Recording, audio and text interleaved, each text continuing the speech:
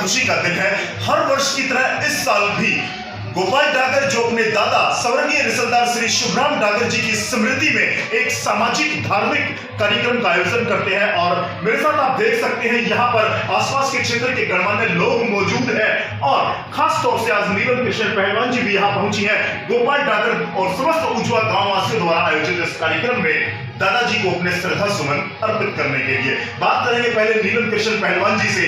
नीलम जी, अपने पूर्वजों को याद किया जाता है हर वर्ष की तरह गोपाल डागर भाई हर साल ये कार्यक्रम आयोजित करते हैं, एक संदेश देते हैं समाज में, अपने पूर्वजों के दिखाए गए मार्ग पर चलने का प्रण लेते हैं ताकि भावी पीढ़ी को इससे प्रेरणा मिले और अपनी भारतीय संस्कृति, सभ्यता और संस्कार को समावेश करने का एक अवसर प्रदान करते हैं युवा समाज से गोपाल डागर। आपने भी श्रद्धा सुमन अर्पित किए हैं, क्या कहना चाहेंगे?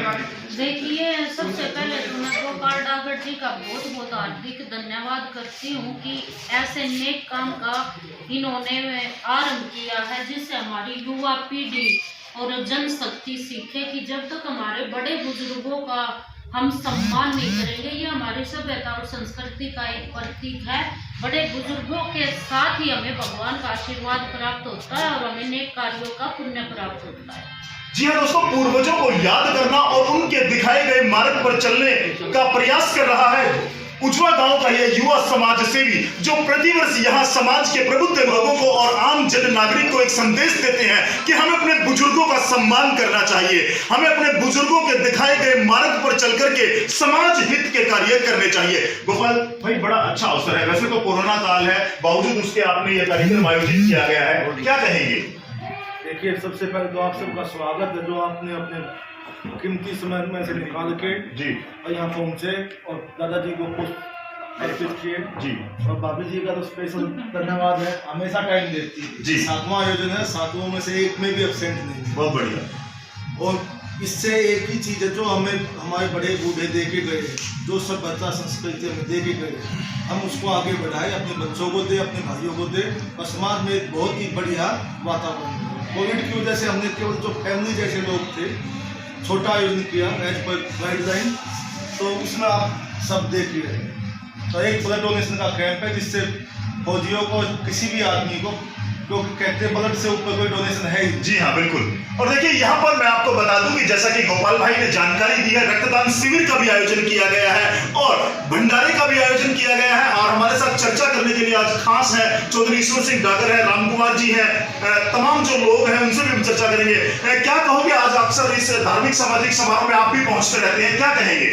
देखिए, अपने बुजुर्ग का जो हर साल ही पुण्यतिथि मनाते हैं, उससे एक तो फायदा ये होता है उनकी याद हमारी बनी रहती है और जो उनके कार्य कोई अधूरे हो जाते हैं तो उनको सामाजिक कार्य में, तो हमारे सामाजिक कार्य संस्कृत, हमारे जो बच्चों को सिखाते थे संस्कृति, हमारे जो क्या है समाज में क्या हो रहा है, उसकी याद ताज़ा होती है। साल में एक बार करते फिर उस पर क्या जो ये करेगा वो उसके पत्तियों पर चलता ही रहेगा, भूलेगा नहीं। जो ना करेगा तो उसको क्या याद रखेगा, जो करेगा तो आने वाले साल की तैयारी करेगा और ये कहेगा हमारे दादाजी ये करते थे, ये थोड़ा उनका काम अधूरा रहेगा, मैं उनको पूरा करूँ।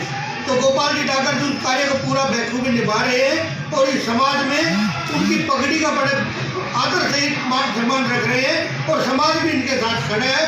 अगर ये ऐसे ही चलते रहेंगे तो कोई ऐसी दोहराई नहीं, हमारे समाज में पूरे में ये रहेगा कि हाँ भाई कोई ना कोई कार्य होता है। और तमाम जो गांव इनका सहयोग देते हैं इस तरह के आयोजन में। जी हाँ, सामाजिक सद्भाव, परस्पर सामंजस्य को बढ़ावा देते हैं, छत्तीसगढ़ बरादरी के लोगों को एकत्रित करते हैं और एक सीख भी मिलती है युवाओं को। आज की इस आधुनिक शैली में अपने बुजुर्गों को याद करना, उनका सम्मान करना और एक सामूहिक जो खाने का आयोजन ये करते हैं, निश्चित रूप से भावी पीढ़ी को प्रेरित करता रहेगा। चौधरी ईश्वर सिंह डागर जी भी हैं। प्रधान जी, आप भी अक्सर यहाँ पहुंचते हैं, आशीर्वाद देते हैं, क्या कहेंगे आज के आयोजन को लेकर? मैं शर्मा जी पहले तो आपको धन्यवाद देना चाहूँगा जी, थैंक यू।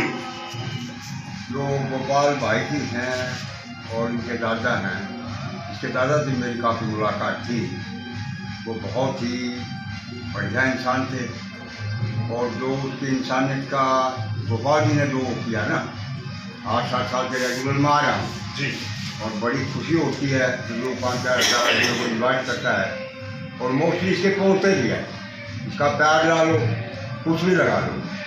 फिर मैं अपनी नीलम जी का, पार्षद जी का, जो नंदनगढ़ से मैं जहाँ जाता हूँ ना, मेरे ख्याल से ये रियायतें मिलती है जी। और मैं पीछे रह जाता हूँ, बिल्कुल मतलब बहुत खुशी मिलती है।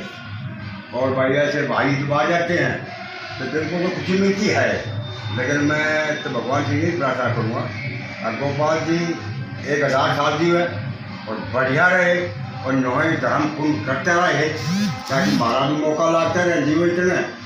और बड़े बड़े धन्यवाद। बहुत बढ़िया। और देखिए बुजुर्गों का आशीर्वाद मिल रहा है गोपाल भाई को। जी हाँ, ऐसा भी कहा जाता है हमारे शास्त्रों में, रामकुमार जी, ऐसा कहा जाता है कि जिस पवित्र भूमि पर, जिस स्थान पर इस तरह के आयोजन होते हैं वहां प्राकृतिक आपदा भी नहीं आती है, आपसी प्रेम बढ़ता है, सौहार्द बढ़ता है, भाईचारा भी बढ़ता है। मनोज भाई क्या कहेंगे? संक्षिप्त में आप भी युवा है और आपके गांव के युवा गोपाल डागर ने एक साहसिक कार्य किया है अपने पूर्वजों को स्मरण करने का।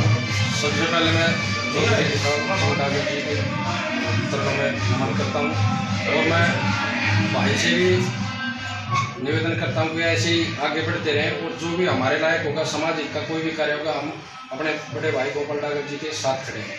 आपके परिवार में लगातार 7 सालों से यह आयोजन होता रहा है, आपके पूर्वजों को याद किया जा रहा है और गोपाल भाई बढ़ चढ़कर उसमें भाग लेते हैं, तमाम इन समाज को एकत्रित करते हैं। आप क्या कहेंगे?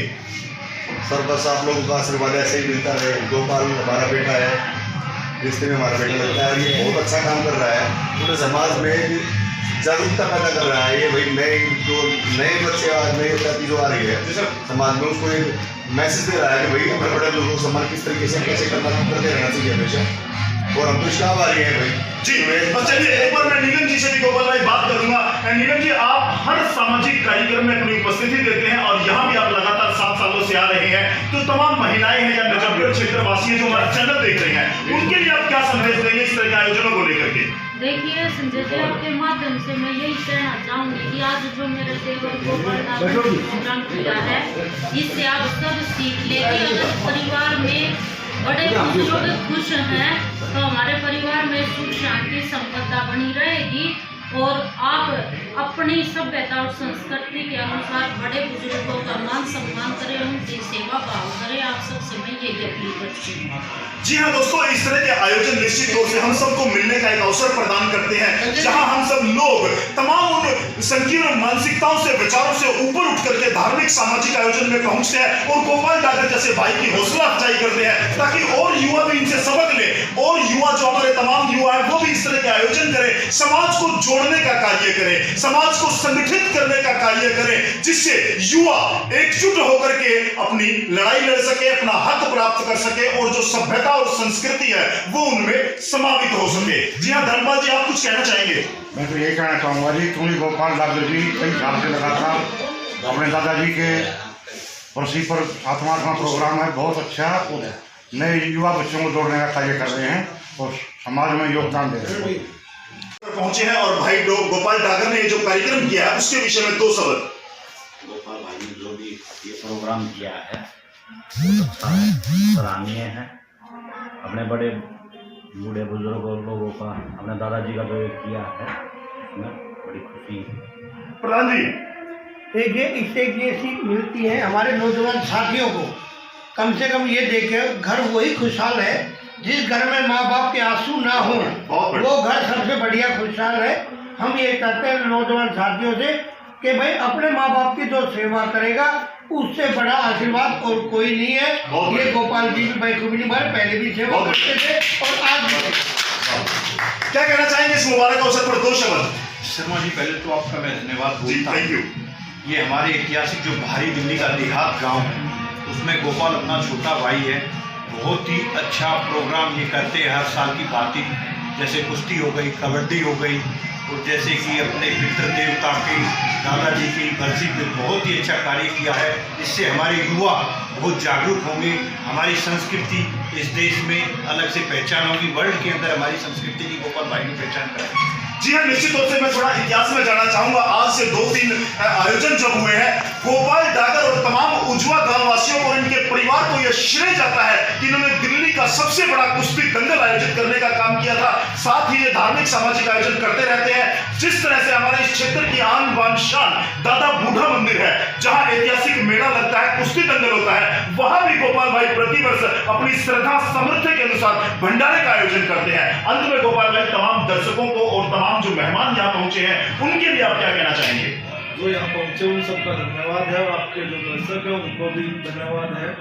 और ये जितना भी आयोजन है जो आपने कहा, वो दादा बूढ़ा जो अपने हैं उनका आशीर्वाद है, ये भी हमारे दादा बूढ़े ही है जी। बिना बूढ़ों के आशीर्वाद के कुछ हो ही नहीं सकता। तो आप जहाँ तक हो सके अपने बड़े बूढ़ों के साथ में 1-2 घंटा बैठिए, और उन्होंने एक सदी को जिया है। बिल्कुल अनुभव प्राप्त किया है। बिल्कुल। दादाजी की एज 93 साल थी, तो जी। 93 साल का मतलब एक सदी, 100 साल की सदी होती है। तो आप उन्होंने वो देखा जब यहाँ पे कुछ भी नहीं था, दिल्ली छोटी सी थी, बिजली नहीं थी, पानी नहीं था, और हल से खेती होती थी। आप बड़े बूढ़ों के पास में बैठोगे तो आप इतिहास में जाओगे तो आपको ये समझ होगा कि हमारी जड़ और मूल हम कैसे जुड़े हुए हैं। और जब तक आप अपनी जड़ों से जुड़े रहोगे आप कामयाब रहोगे। जी हाँ, जड़ों से जुड़ करके और बुजुर्गों से प्रेरणा पा करके जीवन में आगे बढ़ते रहो, यही इस आयोजन का आज सार है, यही इस आयोजन की सार्थकता है। और इस आयोजन के माध्यम से यही संदेश भी दिया जा रहा है कि अपनी जड़ों से जुड़ करके अपनी संस्कृति को पहचाने, अपने संस्कारों को अपनाएं और भावी पीढ़ी को प्रेरित करें, ताकि उनके अंदर देशभक्ति की भावना बढ़े, राष्ट्रवाद की भावना बढ़े, और इस देश के, भारत के भविष्य के निर्माता और एक बेहतर नागरिक हम सब मिल करके तैयार कर सकें।